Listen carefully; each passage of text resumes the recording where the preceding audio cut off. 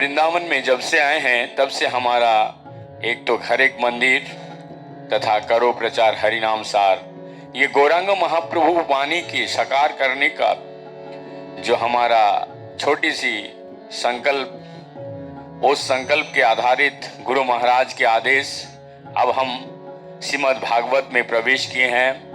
तो प्रतिदिन एक अध्याय करके हम श्लोक तथा श्लोक का अर्थ बताते हुए चल रहे हैं। तो इसमें निरंतर हमारे कुछ ना कुछ गलतियां होता ही होता है। उस गलती के लिए मैं पहले ही सभी भक्त मंडली से, सभी श्रोताओं से हम करबद्ध होकर दंडवत प्रणाम करते हुए क्षमा प्रार्थना करते हैं। लेकिन मेरा निरंतर ये प्रयास रहेगा श्रीमद् भागवत का हम अंतिम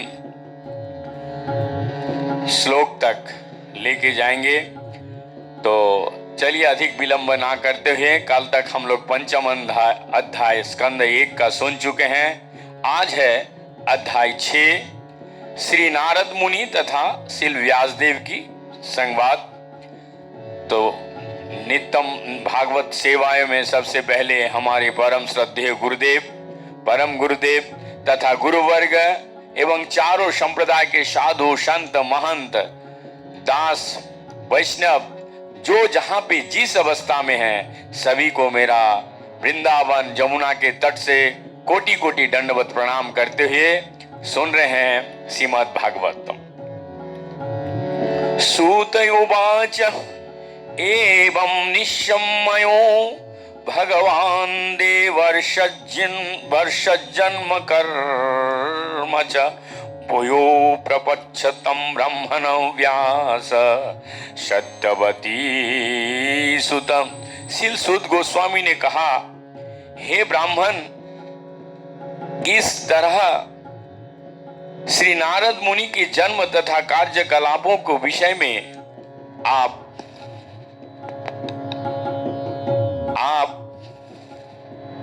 कार्यकलाप विषय में सब कुछ सुन लेने का पश्चात ईश्वर को अवतार तथा सत्यवती के पुत्र श्री व्यासदेव ने इस प्रकार पूछा।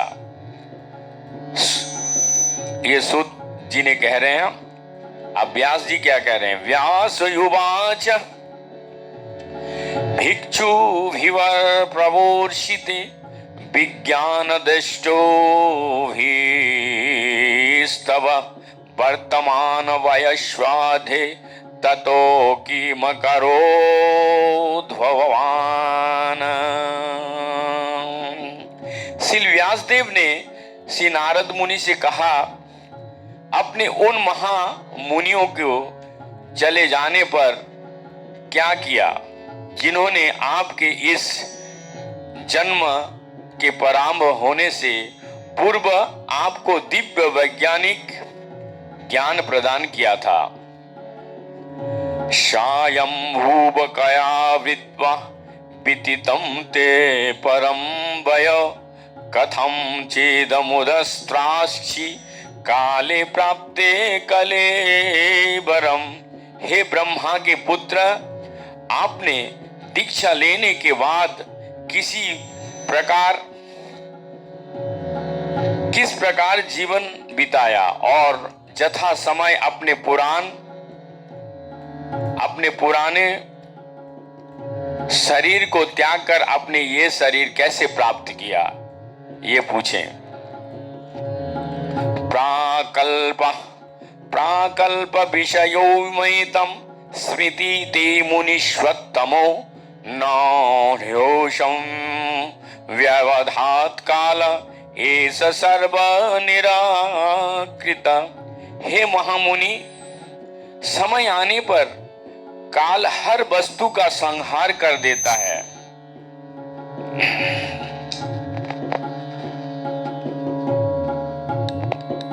काल हर वस्तु का संहार कर देता है।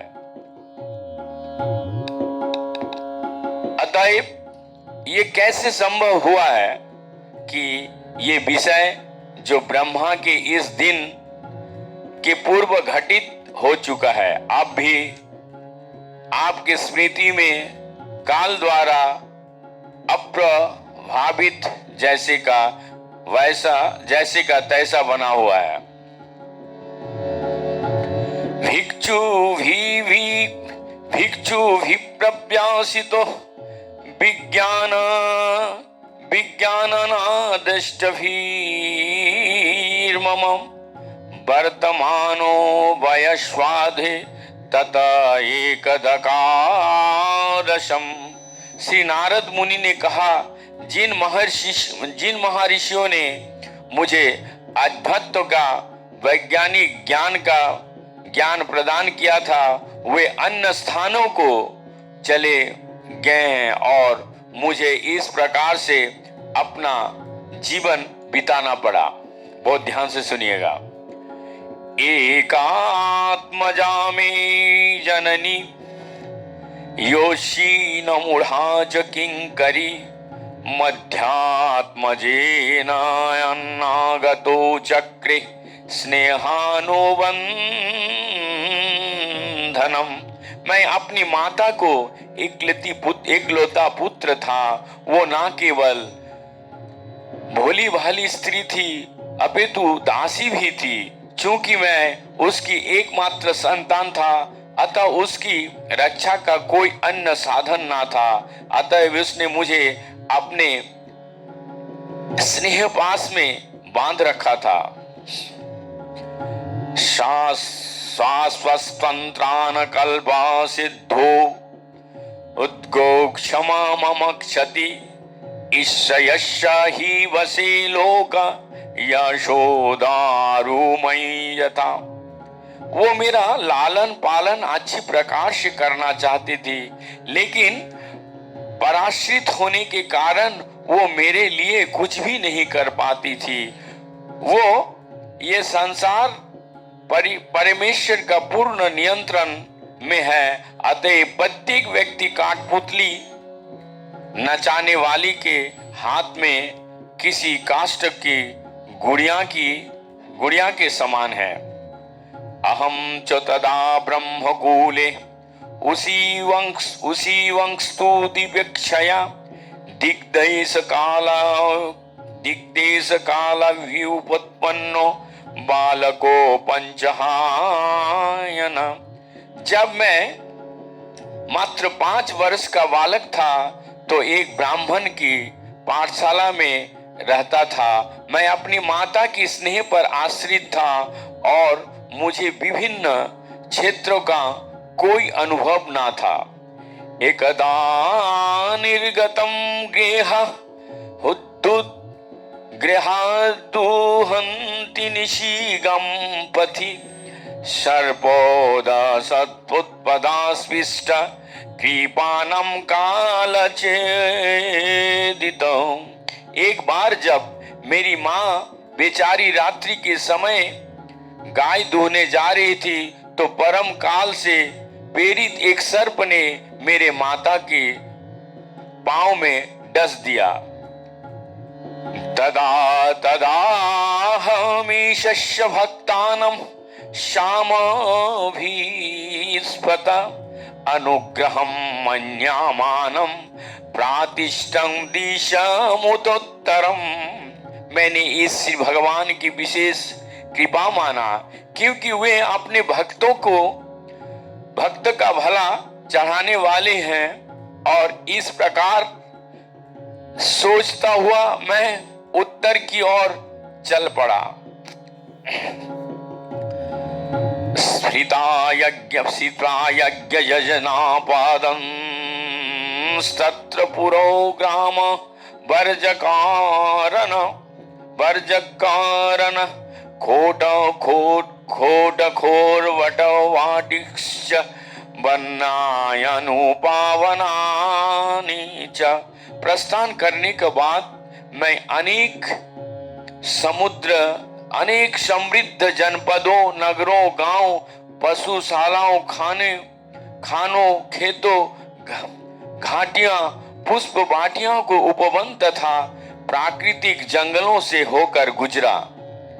चित्रधातु विचित्रा द्रीनि भावग्नो भुजात्मुवान् जलाशय क्षीछव्य जलान्नलीनि सूर्य से विता चित्रौसिनी पत्रोरथोर्भि भभ्रमदो भ्रमरक्ष्णीयान्। मैं सोने चांदी तथा तांबे जैसा विविध खनिजों के अंगारों से परिपूर्ण पर्वत तथा सुंदर कमलों से पूर्ण जलाशय से मुक्त भूभार्ग को पार करता रहा, जो स्वर्ग के निर्विषयों के उपयुक्त थे और मदांध भोर तथा चहचहाती पक्षियों से सुशोभित थे। नालवेणु सरस्तानभूकोशकी चाकरौ गुज्झौरम् एक एवात्यातो मद्रक्षं विपिनं माहत घोरं प्रतिभयाकारं व्यालोलुकशी वाजिरम। तब मैं अनेक जंगलों में से होकर अकेला गया, जो नरकटों, बांसों, सरकंडों, कूश, खर पतवारे तथा गुफाओं से परिपूर्ण थे और जिनसे अकेले निकल पाना कठिन था। मैंने अत्यंत संघन अंधकारपूर्ण और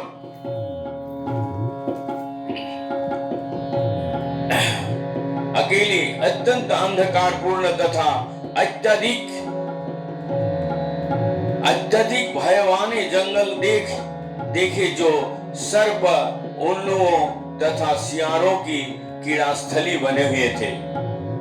ये सब देखते हुए नारद जी बता रहे हैं, परिश्रांतेन्द्रियात्माहं तटपरितो बुभुक्षिता स्नात्वा पीत्वा हृदि नद्या उपस्पृष्टो गतश्रम। इस प्रकार विचरण करते हुए मैं तन तथा मन से थक गया और प्यासा तथा भूखा भी था। अतएव मैंने एक सरोवर में स्नान किया और जल भी पिया। जल स्पर्श से मेरी थकान जाती रही। तस्मिनी वनूजैरण्ये पिप्पलोपस्थयाश्रिता आत्मानात्मानामात्मानं समस्त यथा श्रुतमचिन्तयम्। उसके बाद उस वीरान जंगल में मैं एक पीपल वृक्ष की छाया में बैठकर मैं अपनी बुद्धि से अपने अंतःकरण में स्थित परमात्मा का वैसे ही ध्यान करने लगा, जिस प्रकार की मैंने मुक्त आत्माओं से सीखा था। ध्यायतश्चरणभुजं भाविनिर्जित चेतसा औत्कन्नाच्छयो शुकालश्च शुद्धासिम्ने शरणसनै हरि। जिन्हीं दिव्य प्रेम से सरोवर अपने मन द्वारा मैं श्री भगवान को चरण कमलों का ध्यान करने लगा कि मेरे नेत्र से आंसू बहने लगा और भगवान श्री कृष्ण अविलंब मेरे हृदय कमल में प्रकट हो गए। प्रेमाति भरा निर्भन्न पुलकंग तीनी वर्ते आनंद समप्लवे लीनो नापश्यामो भूयं मुने। हे श्री वासुदेव, उस समय प्रसन्नता की अनुभूति से अत्यंत आह्लादित होने के कारण मेरे शरीर का अंग प्रत्यंग पुलकित हो उठा। आनंद के सागर में निमग्न होने के कारण मैं अपने आप को और श्री भगवान दोनों को ना देख सका। रूपम भगवते जत्मा जत्ना मनोकांतम सुचापहम आपसयनो सहस्तस्थि वैक्यलाय वयोहोदमनाइव। श्री भगवान का दिव्य रूप स्वाभाविक रूप से मन की इच्छा को पूरा करता है और समस्त मानसिक संतापों को तुरंत दूर करने वाला है। अतः उस रूप को खो जाने पर मैं व्याकुल होकर उठ खड़ा हुआ, जैसे कि प्राय अपनी अभिष्ट वस्तु को खो जाने पर होता है। बहुत ध्यान से सुनिएगा नारद मुनि का ये शिक्षा। दिहक्षुस्तदहं भूयं प्राणे धाय मनोहृदि वीक्षमानोऽपि न पश्याम वितृप्तायवातुर। मैं श्री भगवान के उस दिव्य रूप को पुनः देखना चाहता था, लेकिन अपने हृदय में एकाग्र होकर उस रूप का दर्शन करने की संपूर्ण प्रयासों के बावजूद में मैं उन्हें फिर से ना देख सका। इस प्रकार असंतुष्ट होने पर मैं अत्यधिक संतप्त हो उठा। एवं यतन्तं बीजाने मामहवचरो गिरं गंभीरो श्लोक्षणाय वाचा सूचा प्रशमयन्नीव। उस एकांत स्थानों में मेरे प्रयासों को देखकर समस्त लौकिक वर्णन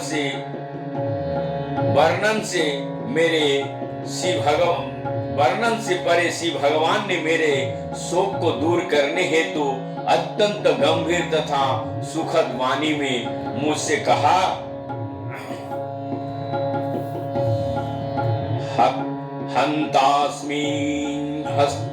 हन्तास्मिन् जन्मनि भवन्मा मादृष्टमृहा हरति अभिपत्कर्षायनं दुर्दशोऽहं कुयोगिनम्। श्री भगवान ने कहा, हे नारद, मुझे खेद है कि तुम इस जीवन काल में अब मुझे नहीं देख सकोगे।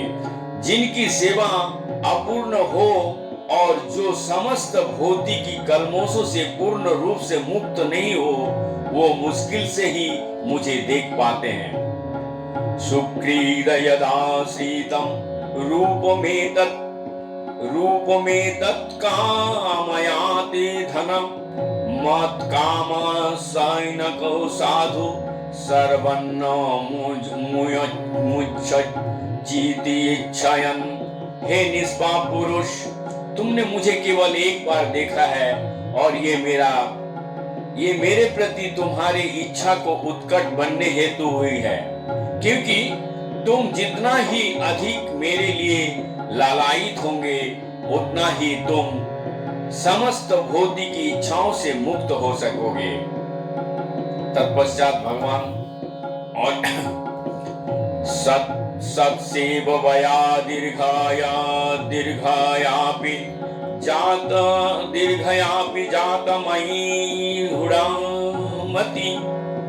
हीरामति हित्वा वधमीमं लोकं गन्तामजन्तमासि।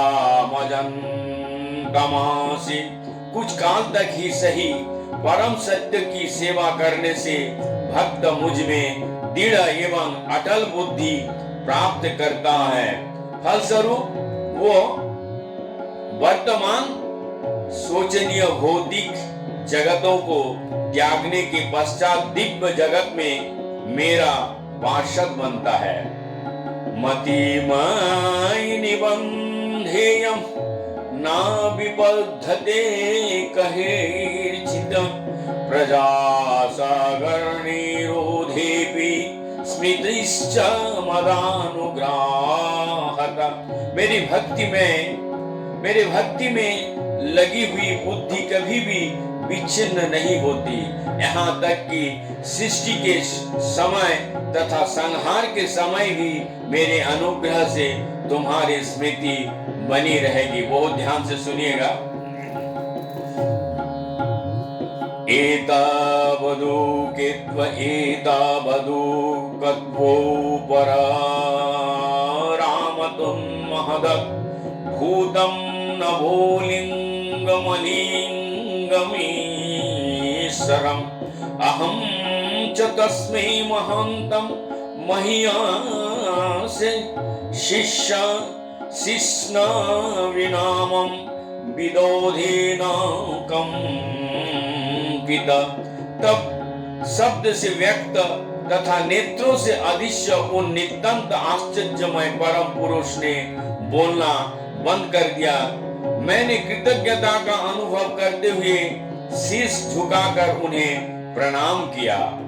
नावन्यायन्नन्तस्य हेन्तत्र पपठान गुच्छानि भद्राणि कृत्यानि च स्मरान गं प्रजट्टं सन्तुष्टमानागतस्पृह कालं प्रतीक्षण विमदो विमात्सर। इस प्रकार भौतिकी जगत की समस्त औपचारिकताओं की अपेक्षा करते हुए मैं बारंबार श्री भगवान के पवित्र नाम तथा जस का कीर्तन करने लगा। श्री भगवान की दिव्य लीलाओं का ऐसा कीर्तन एवं स्मरण कल्याणकारी होता है। इस प्रकार मैं पूर्ण रूप से संतुष्ट, विनम्र तथा ईर्ष्या देश रहित होकर संपूर्ण पृथ्वी पर विचरण करने लगे। एवं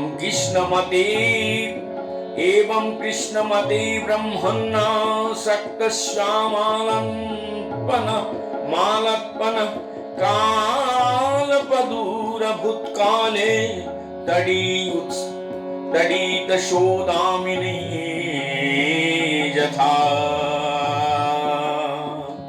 और इस प्रकार हे ब्राह्मण व्यासदेव, मैंने भगवान श्री कृष्ण के चिंतन के पूर्णतः निमग्न रहते हुए तथा किसी प्रकार की आसक्ति न रहने से समस्त भौतिकी कलुष से पूर्ण रूप से मुक्त हो जाने पर यथा समय मृत्यु पाई।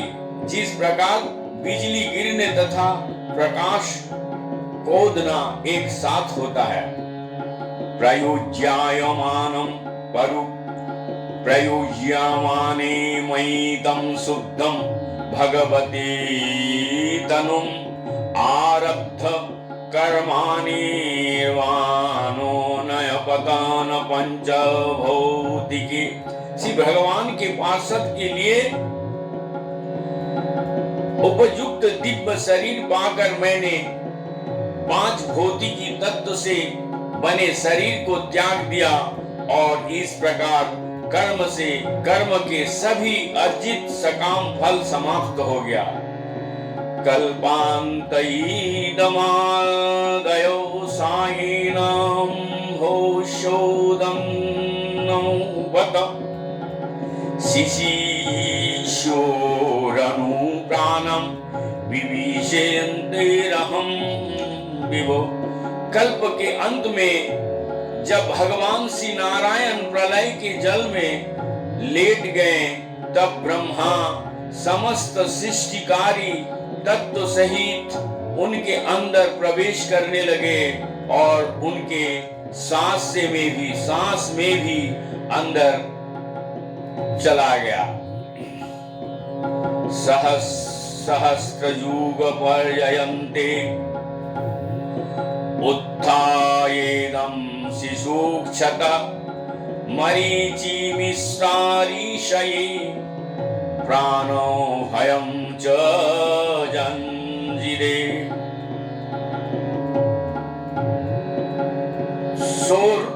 वर्ष का पश्चात जब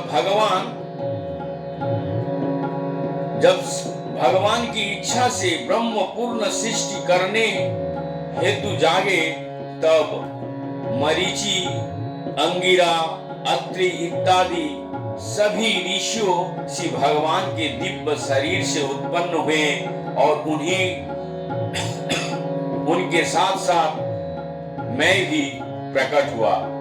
अंत बहिर्श्च लोकस्त्रीणं वर्यमया स्कन्देत्रव्रतः अनुग्रहान् महाविष्णु राविधात गति क्वचितम्।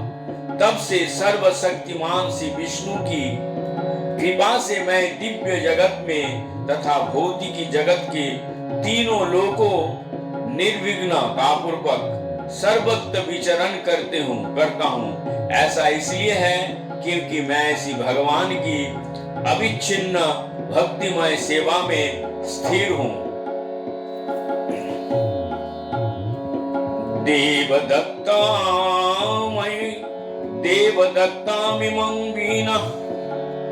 देवदत्तामिमं वीणं सरब्रह्मभिषीतं मूर्छयित्वा हरिकथं गायमानश्च रामयोऽहम्।